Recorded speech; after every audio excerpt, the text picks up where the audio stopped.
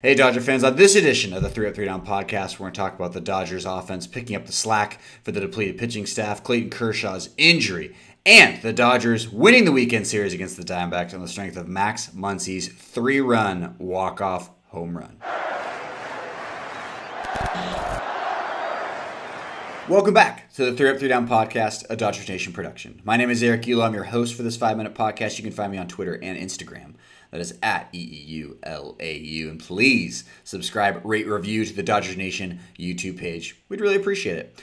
I'm recording this Sunday afternoon after the Dodgers have taken 2 of 3 against the Arizona Diamondbacks heading into the All-Star break. Max Muncy stealing the show with a 3-run walk-off shot today. The Dodgers scored 6 in the final 2 frames to take the game 7-4. Last night, of course, is when the Dodgers put up 22 runs against the Diamondbacks, embarrassing Josh Reddick in the process, which is just good for business.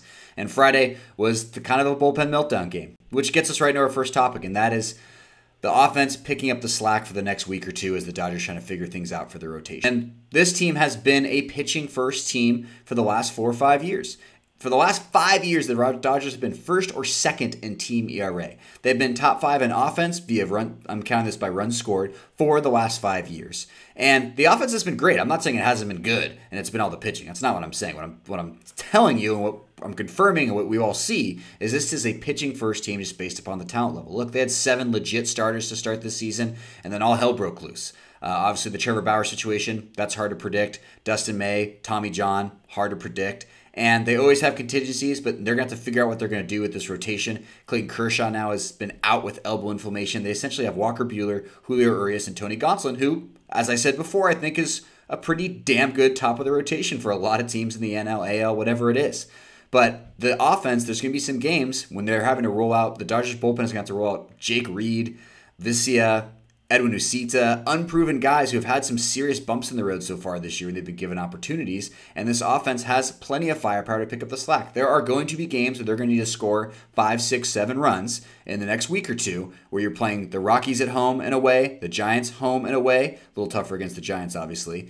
But the offense is going to have to pick up some of the slack because the pitching, I don't think they're going to have the best ERA for the next 2 weeks with what they're working with right now from a rotation and a bullpen standpoint. I like Kenley a lot. I like Trinan. I'm not going to sit here and break down how I feel about every reliever for you. I'm just going to tell you and confirm what you're seeing, that the offense is going to have to pick up the slack. You have Cody Bellinger, Mookie Betts, MVPs. Neither have really played like MVPs this year, but they have. We know what they can do. We know what they're capable of. You have the best hitting catcher in the NL in Will Smith. You have Justin Turner. We all know that guy can hit. Max Muncy, obviously. Chris Taylor. AJ Pollock is heating up. Pujols has actually looked pretty solid since the Dodgers have got him. He's looked really nice. He's still looking really good against lefties. They have the bats to do it, but the offense is going to have to step up. And you're playing in Colorado, where the Rockies are first in runs scored at home. They're 31-17 at home. You're going to have to put up some runs there. You may have to bail out the bullpen if they have a couple hiccups here and there. But I fully expect the offense to be able to do it, but they're going to need to as the Dodgers figure out their pitching in the next couple of weeks. Earlier this week, it was announced that starter Clayton Kershaw had left elbow inflammation. The MRIs came back negative for any structural damage, but it was another reminder of the fragile health of the Dodgers Hall of Fame pitcher. I don't like talking about it. None of us like talking about it. He's my favorite Dodger for what it's worth, maybe of all time, just given my age and my perspective on things. The guy has a lot of mileage on the tires. Now, I don't know what the Dodgers were supposed to do in the first half, but that was tied for his most first half starts since 2016. And he was 12th in innings pitched. He was tied for the league lead in games started when he made his last start with 18. He was on pace for his first 30-start season since 2015.